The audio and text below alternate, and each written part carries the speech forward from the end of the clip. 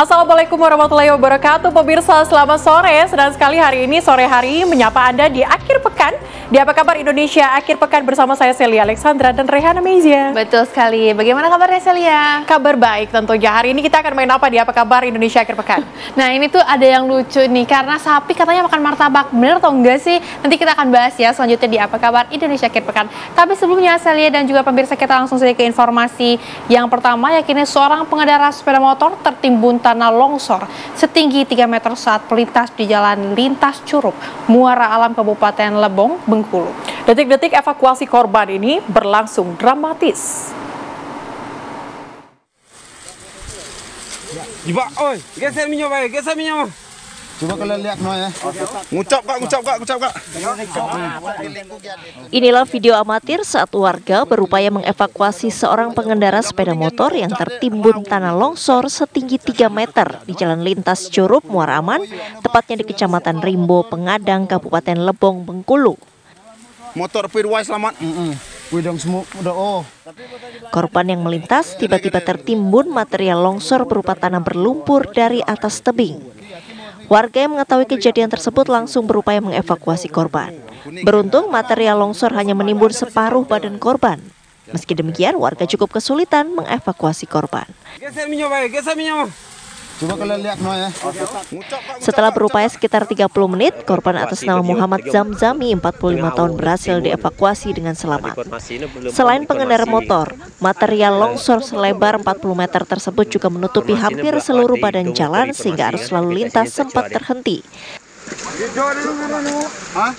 Saat ini material longsor berhasil dibersihkan oleh pihak kepolisian dibantu warga setempat. Dari Bengkulu, Ferry Yustika, TV One mengabarkan.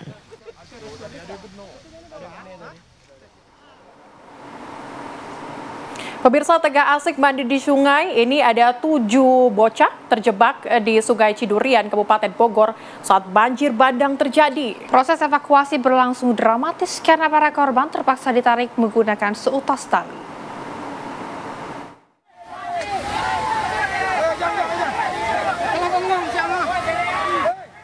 Teriakan histeris warga terus terjadi saat proses evakuasi 7 anak yang terjebak di tengah Sungai Cidurian, Kabupaten Bogor, Jawa Barat pada Sabtu sore.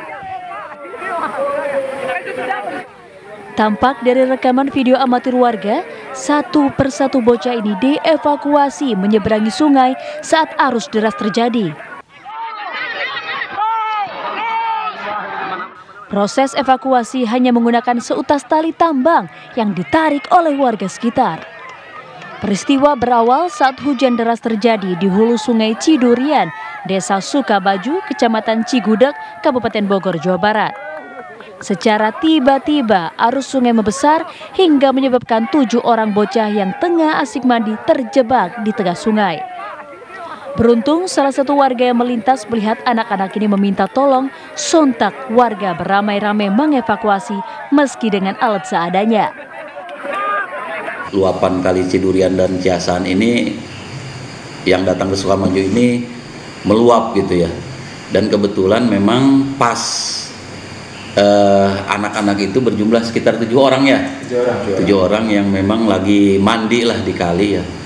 Dan mereka yang 5 itu terjebak, yang 2 memang bisa menyelamatkan diri gitu ya. Ketujuh bocah yang dievakuasi dalam kondisi selamat. Mereka langsung diserahkan kembali kepada keluarganya dan diimbau untuk tidak bermain di sungai, terutama pada saat kondisi cuaca hujan. Dari Bogor, Jawa Barat, Eko Hadi, TV One mengabarkan. Ya pemirsa, kita ke Surabaya, Jawa Timur, di mana seorang perempuan menggunakan hijab memasuki dan juga turut duduk dalam gereja Katolik Santo Stefanus Tandes di Surabaya, Jawa Timur. Saat diamankan oleh pihak gereja, dari tas perempuan itu kedapatan membawa sebilah pisau.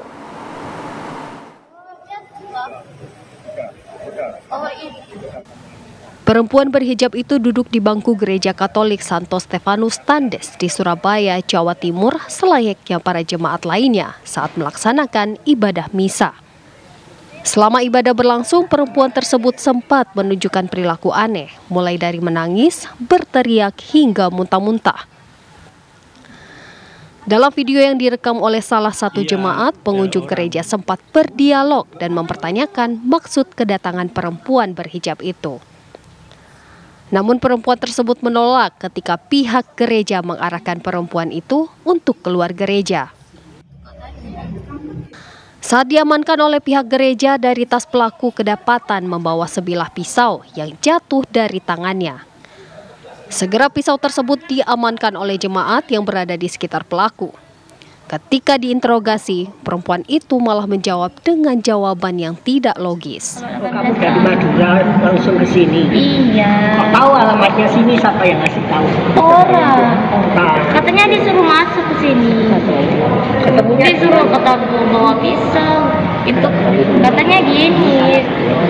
Itu Bunda Marianya itu punya anak. Kalau mau itu ngomong nanti di luar ya. Bunda Marianya itu bawa. Katanya kalau nggak mau, katanya saya itu katanya.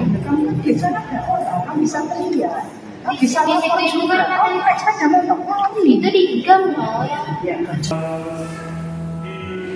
Pasca peristiwa tersebut, kegiatan misa Minggu pagi di Gereja Santo Stefanus Tandes berlangsung seperti biasa. Seluruh jemaat tetap menjalani ibadah penuh hikmat dan rasa aman. Peristiwa kemarin itu ya memang dari satu sisi mengejutkan karena kami sedang dalam peribadatan ya. Tapi selanjutnya semuanya berjalan dengan seperti biasa.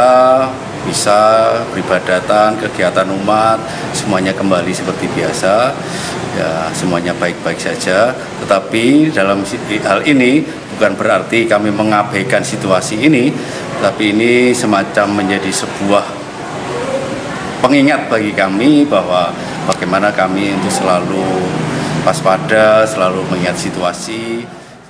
Mencegah terjadinya kejadian serupa, pihak gereja melakukan pengawasan lebih ketat dengan memeriksa barang bawaan pengunjung gereja.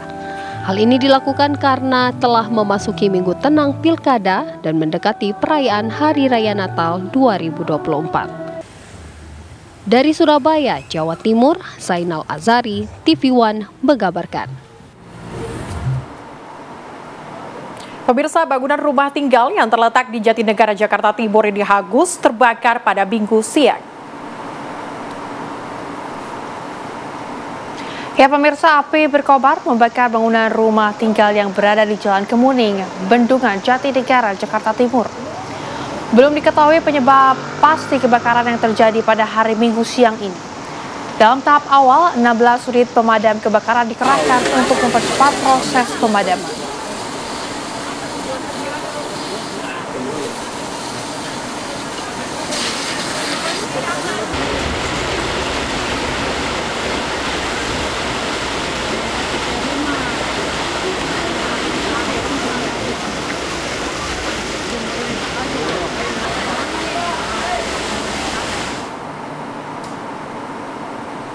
Ya pemirsa, untuk mengetahui perkembangan kebakaran yang menghanguskan permukiman padat di Jatinegara, kita sudah bersama reporter TV One Yunike Suwandi di sana. Yunike, selamat siang, silakan dengan laporan Anda.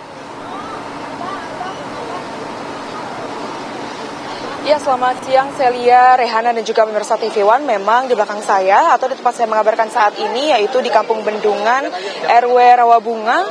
Tadi pagi sejak pukul 10 kira-kira waktu Indonesia Barat telah terjadi kebakaran. Namun sekarang pemirsa Celia dan juga Rehana, memang status kebakaran atau status api memang sudah padam 100% kira-kira pada pukul 1 siang tadi. Dan juga pemirsa, dari kebakaran tadi juga mengakibatkan terbakarnya 40 rumah semi permanen, yang berarti memang telah terjadinya kebakaran tersebut itu cukup cepat merambatnya. Itu dikarenakan memang rumah semi permanen yang terbuat dari kayu sehingga memang api cukup cepat untuk merambat. Dan juga ada 2 korban luka bakar, yaitu 1 lansia serta 1 pemuda yang telah dirawat dan dilarikan ke puskesmas terdekat. Dan juga pemirsa, kronologi sendiri tadi setelah kami berbincang dengan RW setempat bahwa ia menyebutkan bahwa adanya kompor ataupun gas LPG yang sempat bocor seperti itu dan ingin dibuang oleh warga ke kali terdekat, namun ternyata karena panik dan juga tidak sempat untuk membuang ke kali, maka warga tersebut membuangnya ke ember, namun ternyata malah terjadi ledakan. Dan dari situlah api mulai muncul dan akhirnya membakar 40 rumah di tempat saya mengabarkan saat ini. Dan juga pemirsa, terkait dengan posko pengungsian sendiri memang belum dapat dibangun dikarenakan tanah lapang yang kosong yang disediakan untuk posko itu masih digunakan untuk lahan parkir mobil dan motor para warga setempat. Namun dipastikan juga bahwa akan ada 2 posko yang nantinya akan dibangun di tempat ini. Sementara itu, Celia, Rehana, dan pemirsa TV One, saat ini api sudah 100% padam. Kembalikan Anda di studio. Baik, terima kasih Yunika Suwandi menggambarkan langsung dari Jatinegara, Jakarta Timur. Terima kasih.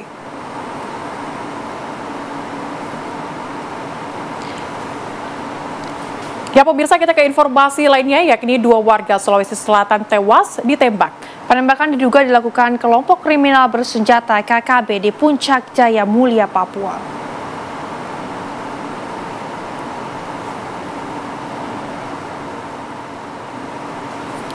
2 orang warga Sulawesi Selatan yang diduga menjadi korban penembakan oleh KKB di Puncak Jaya Mulia, Papua ini langsung dievakuasi oleh petugas. Kedua korban masing-masing Imran, 23 tahun, yang merupakan warga Dusun Bonto, Kapong, Desa Tagimae, Kecamatan Barombong, Kabupaten Goa, serta Asrun Eko Putra, berusia 24 tahun, warga Desa Bonto Sungu, Kecamatan Galesong Utara, Kabupaten Talakar, Sulawesi Selatan. Peristiwa penembakan 2 warga Sulawesi Selatan ini berawal saat korban Imran bersama dengan Asrun yang berprofesi sebagai tukang ojek sedang mencari motornya yang hilang di lokasi penembakan pada hari Kamis kemarin. Saat itulah kedua korban ditemukan tewas dalam kondisi terdapat luka tembak di kepala. Ibu korban yang mendengar kabar keluarganya tewas tertembak ini lantas tak kuasa menahan duka. Keluarga tak menyangka korban yang sudah 4 tahun berprofesi sebagai tukang ojek akan tewas tertembak di Puncak Jaya Mulia, Papua.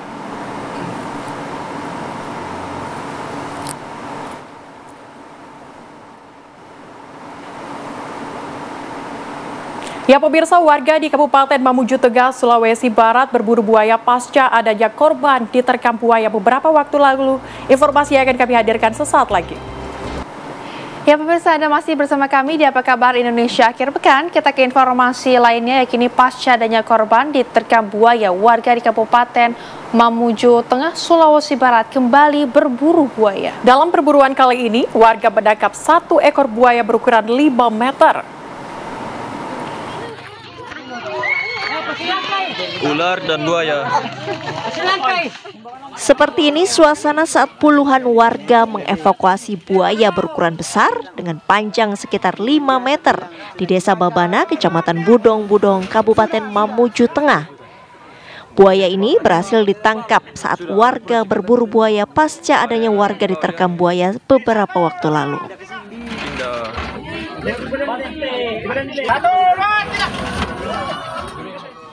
Ukuran buaya yang cukup besar membuat proses evakuasi mengalami kesulitan saat akan dinaikkan ke atas mobil bak terbuka. Binatang reptil itu kemudian dibawa ke penangkaran buaya yang ada di Desa Babana. Saat tiba di Jalan Setapak, puluhan warga terpaksa menarik buaya tersebut menuju lokasi penangkaran. Sejauh ini warga sudah menangkap 6 ekor buaya dari hasil perburuan. Ke-6 ekor tersebut dititipkan ke penangkaran buaya yang ada di Desa Babana. Dari Kabupaten Mamuju Tengah, Sulawesi Barat, Gusni Kardi, TV One mengabarkan.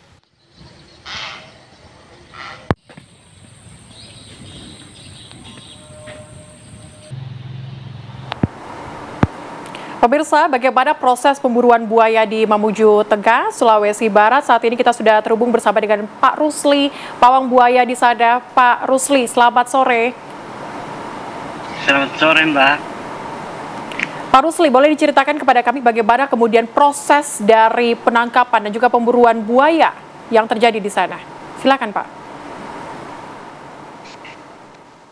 Iya, mengenai masalah adanya buaya bermunculan di Sungai Budon-Budon kemarin yang lalu, karena habitat sebagian di sana, Mbak, di hulu sudah tidak seperti dulu lagi. Nah, terus dia berimigrasi ke laut sebagian buayanya. Oke, buaya bermigrasi begitu ya Pak. Tapi kalau proses dari penangkapan kemarin, apakah ada kesulitan seperti apa prosesnya?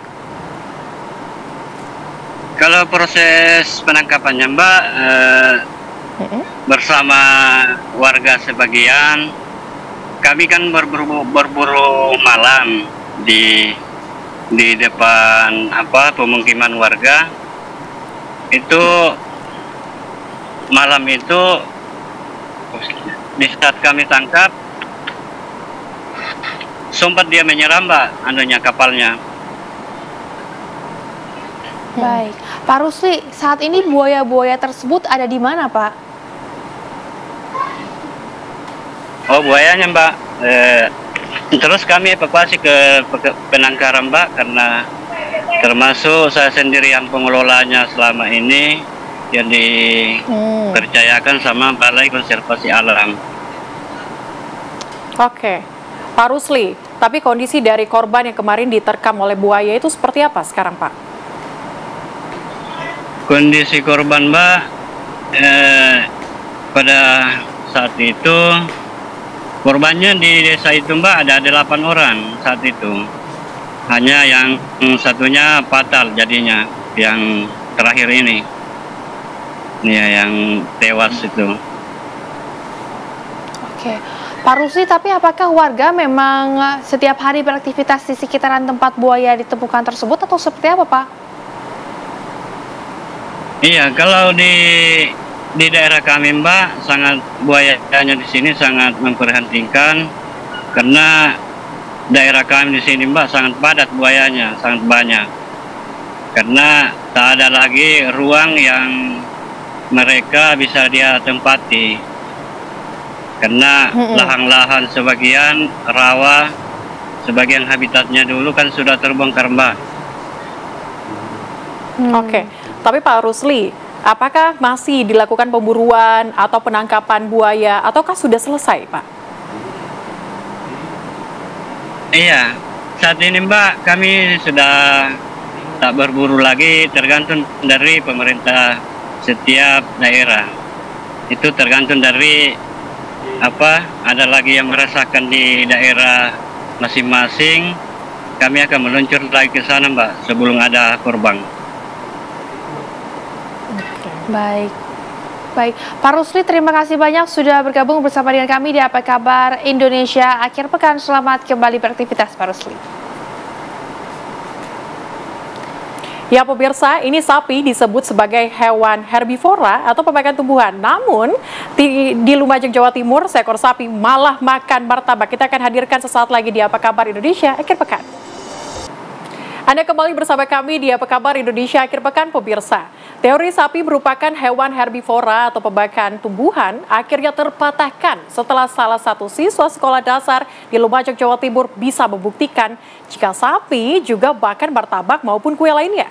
Kepada sang guru yang tidak sepenuhnya percaya akan jawaban dari muridnya ini. Video sapi makan martabak ini pun akhirnya viral di media sosial.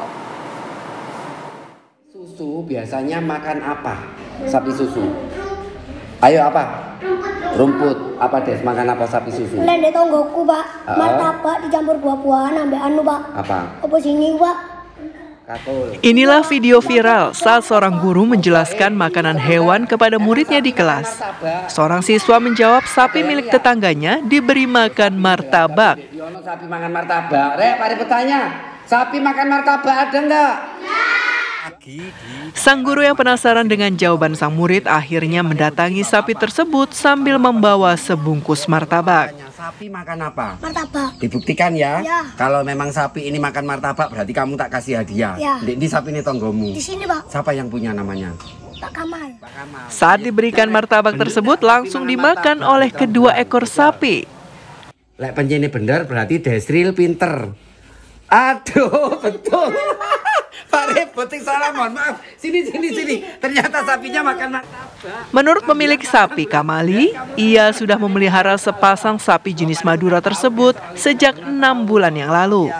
Kamali mengaku memang sering memberikan kue maupun martabak kepada kedua ekor sapinya, selain makanan berupa rumput. Kedua ekor sapinya juga tidak mengalami gangguan pencernaan setelah makan kue maupun martabak. Sapi makan martabak ya, ini praktek dengan langsung. Kalau ada kue, habis undangan itu saya kasih pisang itu tahu. Sosok guru dan murid yang viral dalam video sapi makan martabak tersebut adalah Ribut Santoso dan Desril Noviande. Guru dan murid Sekolah Dasar Negeri Pagoan 1, Kecamatan Pasir Jambe, Lumajang. Sementara itu, Desril mengaku sengaja menjawab jika sapi itu makan martabak karena sempat melihat sapi tetangganya makan martabak. Ceritanya ada soal, terus tak jawab itu, karena aku tahu lihat. Oh, pernah lihat ya? Itu sapi siapa itu? Sapinya tonggoku. Oh, sapi tetangga. Ya. Oh, pernah lihat makan martabak itu ya? Makan itu. Video pembuktian jika sapi makan martabak yang diunggah sang guru melalui media TikTok ini akhirnya viral setelah disaksikan oleh lebih dari 21 juta penonton sejak diunggah 6 hari yang lalu. Sini. Ternyata sapinya makan martabak. Dari Lumajang, Jawa Timur, Wawan Sugiarto, TV One mengabarkan. Sapi ini dewi, dan sapi ribut tuh. Dan enggak maksudnya ributan sapi ini ya. Aduh, betul. Ya pemirsa, untuk mengetahui lebih lanjut kisah sapi makan martabak di Lumajang, kita sudah terhubung dengan Bapak Ribut Santoso, Guru Honorer SD 1 Pagowan Lumajang. Selamat sore, Pak. Selamat sore, Kak. Pak Ribut, ini mungkin bisa diceritakan awalnya ini kayak gimana bisa tahu kalau sapi ini makan martabak, gimana nih Pak? Begini Kak, cerita awalnya kemarin itu Pak Ribut bahas soal tentang IPAS, ilmu pengetahuan alam sekolah, waktu menjelang istirahat. Nah, kemudian saya membahas soal-soal tersebut tentang masalah karnivora, herbivora maupun omnivora, hewan-hewan pemakan daging maupun tumbuhan maupun pemakan segala. Kebetulan waktu itu Pak Ribut membahas sebutkan hewan herbivora sebutkan hewan pemakan rumput. Nah, saya gitu Kak, herbivora. Itu jawabannya murid saya kemarin itu, sapi makan apa? Itu jawabannya martabak Kak. Saya sebagai guru waktu itu kurang percaya. Masa sih sapi makan martabak? Karena yang pertama, martabak adalah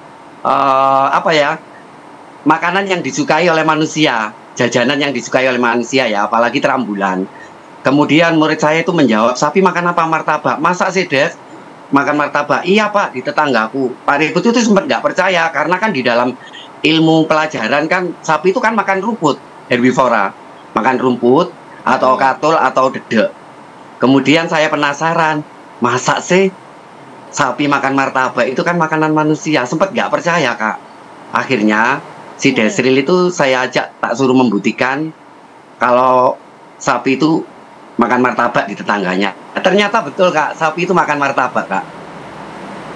Oke, ini menarik ya. Sepertinya kita harus saingan sama sapi setelah ini ya Pak Ribut.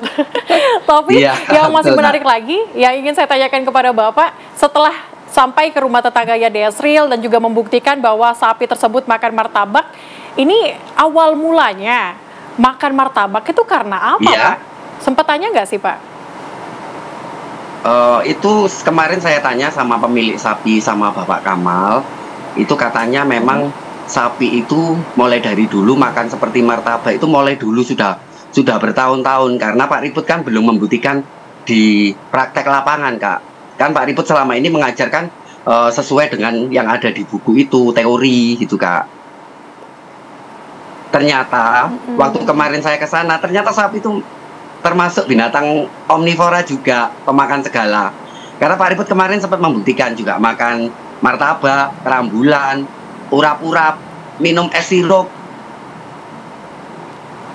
Oh, iya, sampai es sirup juga ya. Iya, ini Pak Ribut kan sempat datang nih ke tempat sapinya. Karena sudah membuktikan, itu, jadi saya berani ngomong. Iya. Pas datang ke tempat sapinya itu kan Bapak bawa martabak. Martabak apa yang dibawa? Asin atau manis nih Pak Ribut? Dua-duanya, yang asin sama yang manis, gitu Kak. Yang isi coklat, kalau terambulannya isi coklat, kalau martabaknya yang isi daging sapi itu Kak, yang gurih. Waduh, berarti sapi makan sapi begitu ya Pak ya? Tapi iya, gini betul, Pak, Kak. apakah sapi yang matang, Kak. makan martabak ini hanya sapi di tetangganya Desril saja, atau sapi-sapi lainnya yang mungkin juga bernasib sama begitu, suka makan segala? Atau gimana Pak? Iya betul. Kalau saya lihat di tetangganya Desril sama tetangganya Pak Ribut juga sama Kak. Ternyata sapi itu makan kue-kue kayak kendurenan seperti kocor, pisang goreng, nogosari itu ternyata betulan Kak. Karena Pak Ribut sudah membuktikan. Oke. Iya. Pak Ribut, ini kan ada Desril juga nih waktu pas pembuktian gitu ya kalau sapi ini makan martabak. Dari Desril sendiri gimana tanggapannya Pak? Ya Desril kemarin ya sangat bahagia, merasa kayak Pak Ribut gak percaya, termasuk kayak gurunya gak percaya sama muridnya. Gitu ya? Ternyata karena iya, karena Desril ini sudah membuktikan nyata.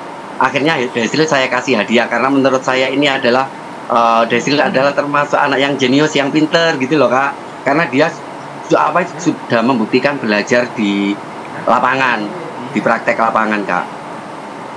Iya benar sekali, karena anak-anak sekarang mungkin langsung melihat apa yang diobservasi gitu ya dari matanya sendiri. Tapi Pak Ribut, konten Anda ini viral loh di media sosial, di TikTok ini banyak sekali, jutaan bahkan yang menonton video Anda. Tanggapannya gimana Pak Ribut dengan video viral ini?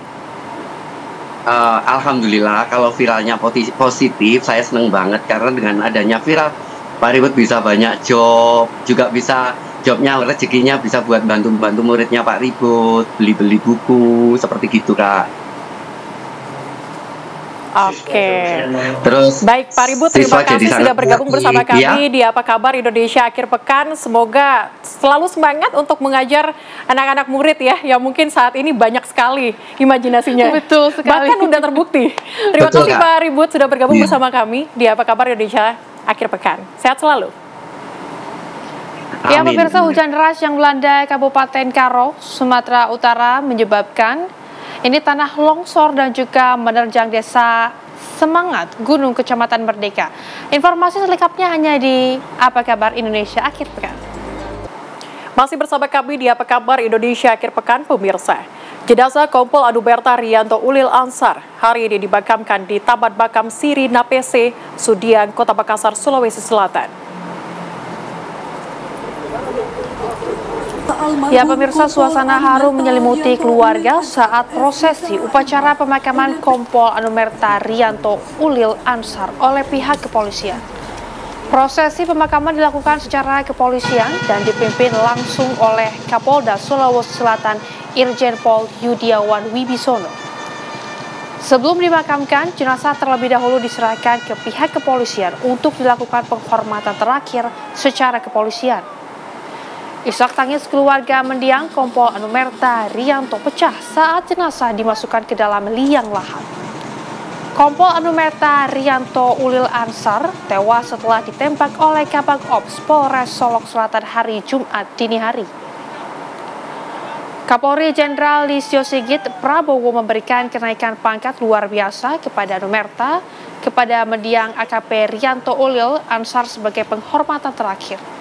AKP Rianto mendapat kenaikan pangkat 1 tingkat menjadi komisaris polisi atau kompol.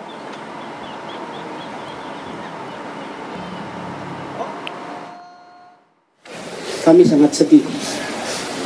Kami juga sangat marah sebenarnya. Marah dan kecewa. Marah karena ternyata kalau seandainya Anandarian mungkin gugur dalam pelaksanaan tugas menghadapi secara langsung pelanggar hukum, mungkin marah kami tidak seperti ini. Namun dia gugur justru di tempat yang seharusnya dia merasa aman. Seharusnya dia merasa nyaman di sana. Dalam arti bahwa di Polres harusnya sangat aman, sehingga dia tidak waspada.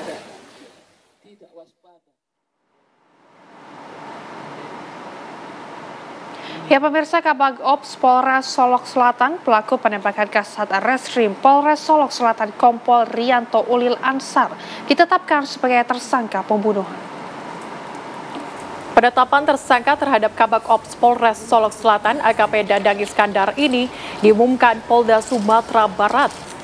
Menurut Direskrim Polda Sumbar, Kombes Pol Andri Kurniawan, tersangka dijerat dengan pasal berlapis mulai dari pasal pembunuhan berencana pasal 340 KUHP, subsidiar pasal 338 dan subsidiar pasal 351 ayat 3. Penyidik juga telah menyita sejumlah barang bukti, termasuk senjata yang digunakan tersangka. Kabid Humas Polda Sumatera Barat, Kombes Pol Dwi Sulistiawan, menyatakan sidang etik terhadap tersangka pun akan dilakukan. Dadang terancam hukuman maksimal yaitu pemberhentian dengan tidak hormat.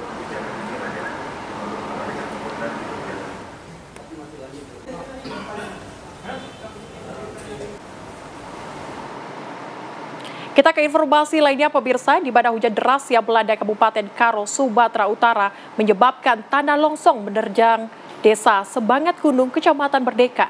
Akibat tanah longsor, 10 warga dinyatakan hilang. Petugas gabungan melakukan evakuasi material sekaligus mencari korban yang dinyatakan hilang dengan menurunkan 2 unit alat berat.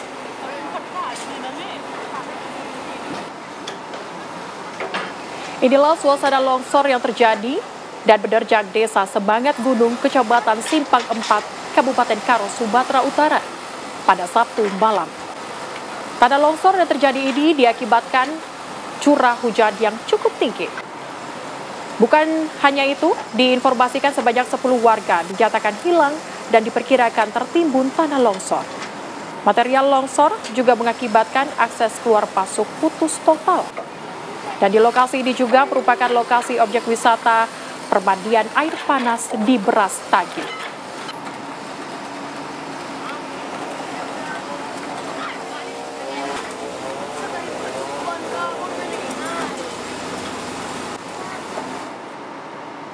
Pemirsa, untuk mengetahui informasi terkini mengenai tanah longsor di Kabupaten Karo, Sumatera Utara, sudah ada rekan kami Bayu Prabana Putra yang akan mengabarkan secara langsung. Bayu, bagaimana kondisi tanah longsor di sana? Apakah ada korban tambahan setelah 10 korban yang sudah diinformasikan? Silakan. Baik Celia dan Rehana dan pemirsa, dapat kami sampaikan saat ini petugas gabungan masih terus melakukan evakuasi material longsoran yang menimpa rumah warga. Dan terakhir petugas berhasil mengevakuasi 2 jenazah korban dari dalam longsoran, di mana petugas sempat mengalami kendala karena jenazah korban itu terhimpit oleh material longsoran berupa bebatuan, kayu, dan tanah. Namun proses evakuasi berhasil dengan pelan-pelan agar jenazah korban yang dievakuasi tidak rusak. Dapat kami sampaikan pada Sabtu sore kemarin curah hujan memang cukup tinggi di Kabupaten Karo sehingga menyebabkan tanah longsor yang menimpa rumah warga. Dan di dalam rumah warga tersebut terdapat sekitar 10 orang, di mana 7 orang merupakan warga sekitar dan 3 laginya merupakan pengunjung di rumah tersebut. Dan sampai saat ini petugas masih terus melakukan evakuasi untuk mencari korban selanjutnya yang sempat dinyatakan hilang. Begitu Celia dan Rehana. Baik, terima kasih Bayu Prabana mengabarkan langsung. Selamat bertugas kembali. Ya pemirsa, masa tenang jelang pencoblosan Pilkada serentak 2024 sudah dimulai sejak dini hari. Informasi selengkapnya hanya di Apa Kabar Indonesia Akhir Pekan. Ya pemirsa, sebelum kita closing, kita akan hadirkan di berbagai daerah, pihak KPU dan Bawaslu setempat ini serta pihak-pihak terkait telah menerbitkan berbagai APK paslon peserta Pilkada 2024. Berikut informasinya. Penurunan dan pencabutan APK Pilkada Jakarta akhirnya dilakukan secara serentak di wilayah Jakarta. Salah satunya di wilayah Kemayoran, Jakarta Pusat. Petugas Satpol PP Kecamatan Kemayoran, Jakarta Pusat pagi tadi menertibkan dan menurunkan ratusan alat peraga kampanye Cagup dan Cawagup Pilkada 2024 yang terpasang di jalan protokol kawasan Kemayoran, Jakarta Pusat seperti Jalan Garuda, Jalan Kemayoran Gempol, Kepu Barat, Kepu Selatan, dan Jalan Kebon Kosong. Kegiatan ini dilakukan karena masa kampanye untuk ketiga pasangan paslon Jakarta sudah berakhir pada pukul 00 tadi malam. Komisi Pemilihan Umum dan Bawaslu Jawa Timur bersama Satpol PP membongkar seluruh alat peraga kampanye paslon yang berkontestasi dalam ajang Pilkada serentak 2024 di seluruh Surabaya pada Minggu dini hari. Penertiban ini dilakukan dengan dibantu seluruh tim kampanye pasangan calon. Pembongkaran APK ini karena sudah memasuki masa tenang jelang pencoblosan pada 27 November 2024 mendatang. Sementara KPU dan Bawaslu Kota Bandung, Jawa Barat dan Satpol PP serta pihak kepolisian dan TNI di Kota Bandung juga mulai menertibkan alat peraga kampanye pada Minggu 24 November dini hari. Sejumlah alat peraga kampanye yang ada di sejumlah ruas jalan dan titik di Kota Bandung mulai ditertibkan. Penertiban APK ini mengingat mulai tanggal 24 November hari Minggu ini sudah memasuki masa tenang jelang pemungutan suara Pilkada serentak 27 November 2024 mendatang. Tim TV One mengabarkan.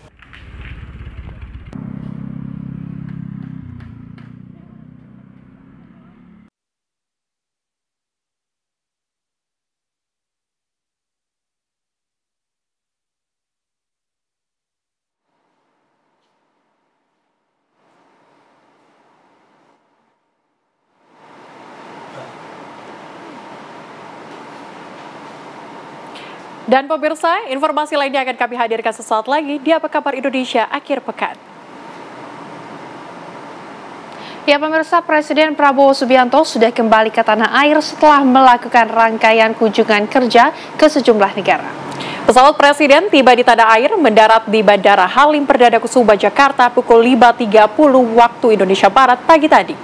Presiden pulang setelah melakukan perjalanan kerja ke 6 negara yang menghasilkan komitmen investasi senilai 18,57 miliar dolar Amerika Serikat atau senilai 294,80 triliun rupiah. Kedatangan Prabowo kembali ke tanah air disambut Wakil Presiden Gibran Rakabuming Raka, sejumlah menteri, kepala BIN, Panglima TNI, dan Kapolri.